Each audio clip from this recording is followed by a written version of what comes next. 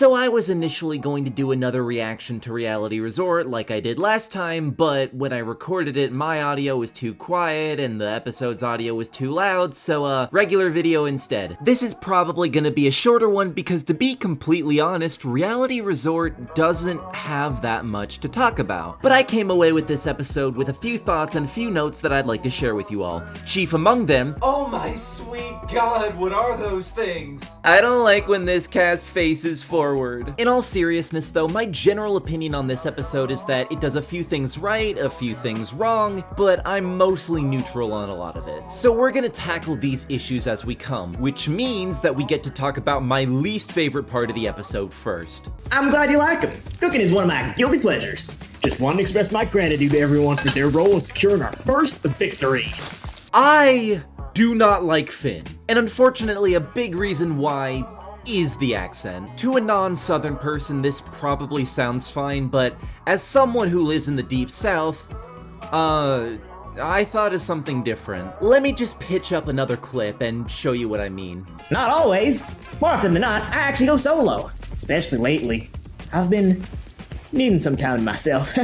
I get really into work sometimes. Yeah, here's to the Drunken Clam, boys, where they don't ask for proof of age and neither do I. I can't be the only one who hears that, right? And it's not just their voice, it's a lot of physical things too. Strong chin, black hair, red clothing piece with yellow patterns, they get a lot of bitches. If I didn't know any better, I'd think we were looking at father and son. I mean, knowing Quagmire, we really can't rule out the possibility. And now you all can see Finn the way that I see him. You're welcome. On the real though, I think I've made it pretty apparent that I just don't like these types of characters. Southern is not good enough to be an entire personality, and we need to start adding more modifiers besides setting things on fire. So yeah, I really do not like this guy, and I genuinely hope that he does get better because otherwise he might lower the quality of the season for me. And that does lead into a bigger problem with Reality Resort at the moment, but I'm gonna save that for later. Let's talk about easily the most noteworthy character in this episode, that being Brad. Now, a lot of you made the assumption that I would not like Brad this episode, and I can confidently say that you are wrong. Brad is kind of a really good villain, actually. I don't know if he's going to be the main villain of the season, but after this episode, I kinda hope he is, because he does a lot of things that we don't usually see with main villains of shows like these. Not to go on a tangent, but I think it's relevant to mention that most important antagonists in shows like these tend to skew female. And when we do get prominent male antagonists, usually one of two things will happen. Either they err suspiciously close to Alejandro's game plan, or they eventually get cut in order to give credence to a female villain who is clearly intended to be the main antagonist of that season, and this has happened a few different times. It happened to Alec twice, it happened to Yule twice, it happened to Mario from Total Drama is spelled like this. Now, what I'm ultimately trying to say is that I think that male villains in Total Drama fan projects don't have a lot of variation. And when they do, they don't usually get to take the reins of their competition in the same way that Heather, Julia, or Fiore were able to. And if that was all that Brad had going for him, he'd probably be really boring and just a novel idea at best. So let me go into detail about why I think that Brad has made a very strong first impression. Brad is a frat guy. He loves partying, he loves challenging himself, he is the textbook definition of the word bro. Now within shows like these types of characters don't have the best reputation. At best you'll get someone like Jeff, and a little worse is someone like Seth. Now, regardless of how these characters are portrayed, they're never usually shown to be smart. But Brad went to college for a reason. He's a psychology major. He's also petty as fuck, as evidenced by who he ends up targeting in this episode. And I really like that because it gives him some added depth beyond just a strategy machine, and also a conceivable character flaw that might come up later. Derek Jackman does a really good job with Brad's vocal delivery. And depending on the scene, you can hear the shift between the party guy, well, Topaz seems to be getting after it inside. She's going ham in there. and the psychology major. Hold on. I've got an idea that might work in your favor. Oh, really? I'm listening. Let's just say there's an opportunity to help each other out. I'll do my best to get my team to nominate what should be a shoo-in for you. Obviously, we're only at episode 2, so I don't think I can really say any more than that. But all in all, Brad has made a very strong first impression, and I'm really excited to see what he does next. The only thing negative I really have to say about him is that he takes up a lot of screen time, so a bunch of other characters feel relegated to the sidelines as a result. But this is easily something that can be fixed in future episodes, so I'm not gonna dock any points for that. I can say pretty confidently that Brad is the best part of the show so far, and easily my favorite contestant. Not like he has a lot of competition though. Again, this isn't the worst thing in the world, I just feel like aside from Brad and one or two other characters, not a lot of others really shown this episode. Cheryl, Tino, and Olive all have some pretty decent scenes, but most everyone else is kinda just eh.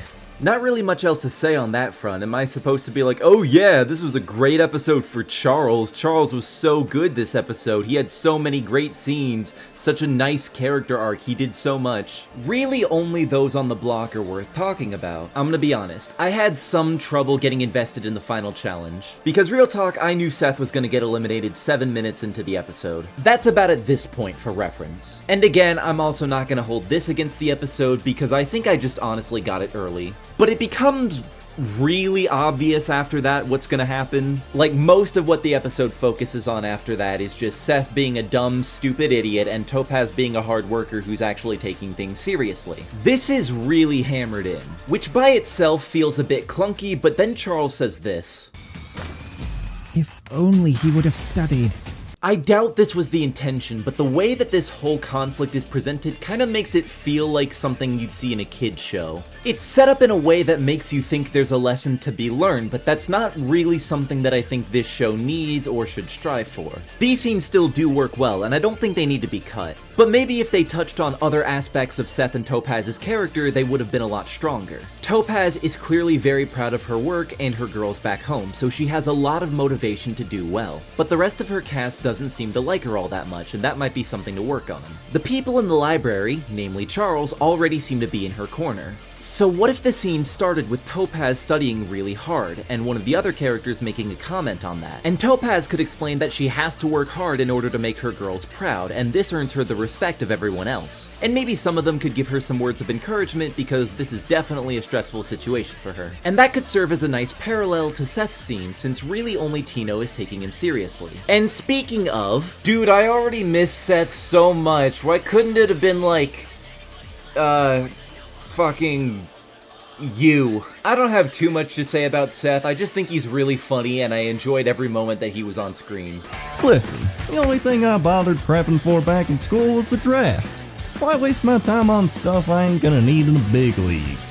Okay, small tangent. How come Seth has a better southern accent than Finn? Like, this is honestly the type of voice I would imagine a character like Finn would have. And since I was kinda mean to Finn earlier, I honestly think his voice would work really well for a character like Seth. So I kinda feel like Seth's VA would have been better cast as Finn, and Finn's VA would have been better cast as Seth. I mean, to be honest, old school baseball announcers do kinda sound like Finn, so maybe it would've worked. I still do like this voice for Seth, and I think the VA did a good job. Something about this man who only thinks about baseball and bitches is just so funny. He is also responsible for the current best scene in the entire series.